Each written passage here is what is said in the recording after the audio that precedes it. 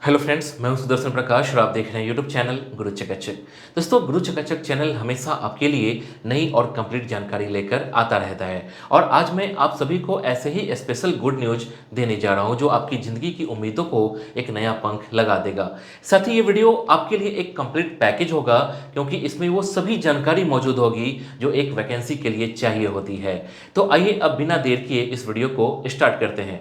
दोस्तों, मैं अभी जिस वैकेंसी की बात कर रहा हूं वो वैकेंसी है एसएससी जीडी, जिसे कांस्टेबल के नाम से भी जानते हैं। अभी सरकार ने जो नोटिफिकेशन डाला है उसके अनुसार 26,146 पोस्ट के लिए ये वैकेंसी निकाली गई है, जो उन सभी के लिए एक बहुत बड़ा गोल्डन चांस हो सकता है जो सरकारी नौकरी की ख्वाहिश रखते हैं।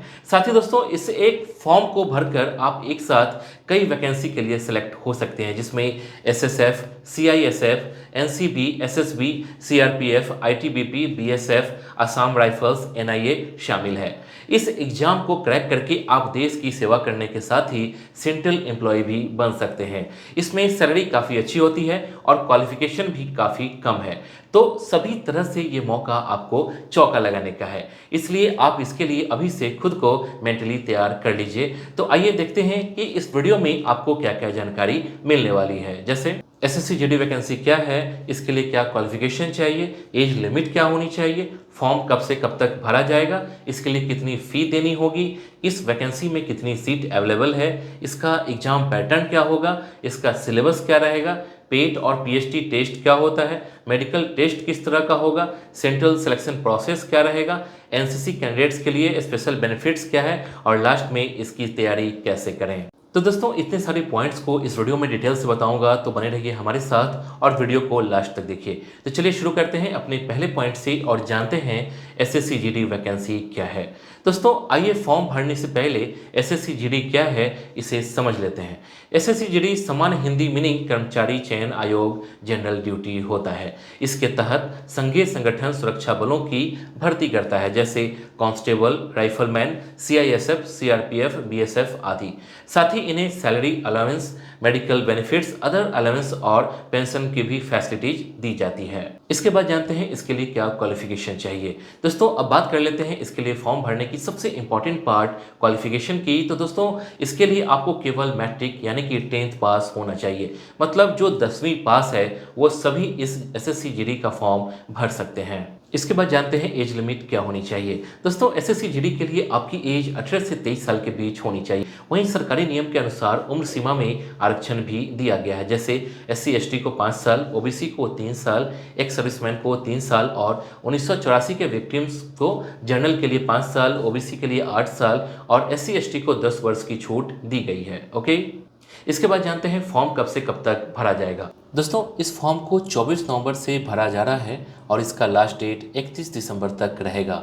वहीं इसके एग्ज़ाम फरवरी और मार्च 2024 में कराया जा सकता है। तो इस तरह से आपके पास इसकी तैयारी करने के लिए 2 से ढाई महीने का टाइम ही रहेगा। इसलिए बिना टाइम गंवाए आप एक अच्छी रणनीति के साथ इसकी तैयारी में अभी से ही जुट जाएं।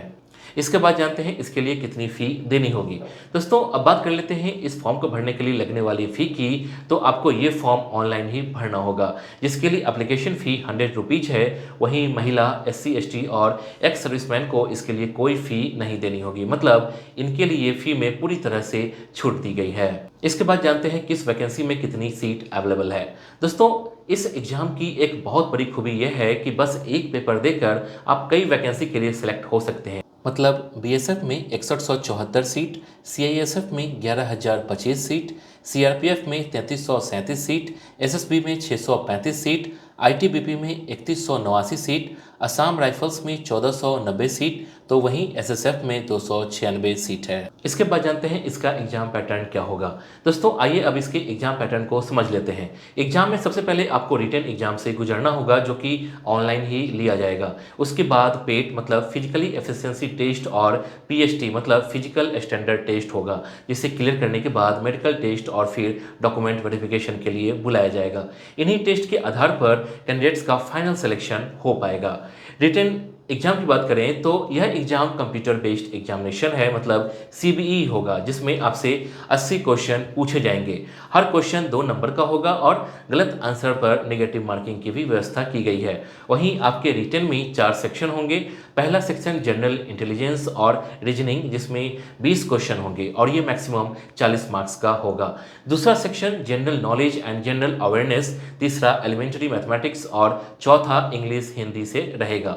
इन सभी सेक्शन में 20-20 क्वेश्चन पूछे जाएंगे और सभी क्वेश्चन 40-40 नंबर का होगा। इस तरह से टोटल 80 क्वेश्चन के लिए 60 मिनट का समय दिया जाएगा। इससे आप समझ सकते हैं कि आपकी स्पीड और एक्यूरेसी दोनों काफ़ी अच्छी होनी चाहिए ताकि आप नेगेटिव अटैम्प्ट करने से बच सकें।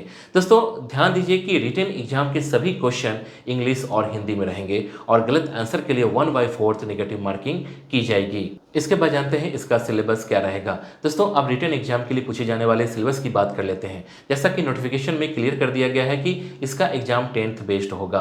तो दोस्तों आपको मैट्रिक तक पढ़े हुए बुक्स की रिवीजन करने की जरूरत तो होगी ही, साथ ही इसके लिए बैक ईयर पे बेस्ड टेस्ट सीरीज की प्रैक्टिस स्टार्ट कर देनी चाहिए। इसमें आपसे साइंस, ज्योग्राफी, हिस्ट्री और मैथमेटिक्स सभी पे मेहनत करनी होगी। इसके बाद जानते हैं पेट और पीएचडी टेस्ट क्या होता है। दोस्तों पेट मतलब फिजिकल एफिशिएंसी टेस्ट। दोस्तों पेट किसी भी डिफेंस से जुड़े एग्जाम का इंपॉर्टेंट पार्ट होता है, जिसमें कैंडिडेट्स की क्षमता की जांच की जाती है। इसके लिए मेल कैंडिडेट्स को 24 मिनट में 5 किलोमीटर की दौड़ या फिर 1.6 किलोमीटर की दौड़ 7 मिनट में पूरी करनी होगी। तो वहीं फीमेल कैंडिडेट्स को 1.6 किलोमीटर की दौड़ 8.5 मिनट में या फिर 800 मीटर की दौड़ 5 मिनट में दौड़कर पूरी करनी होती है। अब जानते हैं पीएचटी मतलब physical standard test. PET exam के बाद पीएचटी फिजिकल स्टैंडर्ड टेस्ट होता है, जिसमें हाइट, वेट और चेस्ट का मेजरमेंट लिया जाता है। मेल कैंडिडेट्स के चेस्ट की चौड़ाई बिना फुलाए 80 सेंटीमीटर और फुलाने के बाद 85 सेंटीमीटर होनी चाहिए। तो वहीं वेट के लिए मेल हो या फीमेल, दोनों का वेट मेडिकल स्टैंडर्ड से फिट होनी चाहिए। अब बात करते हैं हाइट की, तो एसएससी जीडी में सभी वर्गों के लिए हाइट रिक्वायरमेंट अलग अलग होती है। मेल कैंडिडेट्स की हाइट 170 सेंटीमीटर तो फीमेल कैंडिडेट्स की हाइट 157 सेंटीमीटर होनी चाहिए। वहीं अन्य वर्गों के लिए स्पेशल बेनिफिट्स दी गई है, जो इस प्रकार है। जनरल, ईडब्ल्यूएस, ओबीसी के मेल कैंडिडेट्स को 170 सेंटीमीटर तो वहीं फीमेल कैंडिडेट्स की 157 सेंटीमीटर होनी चाहिए।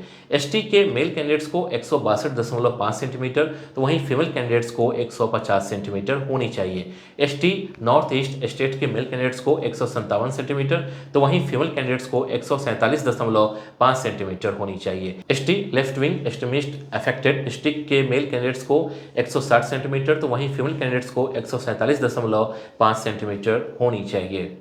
इसके बाद जानते हैं मेडिकल टेस्ट किस तरह का होगा।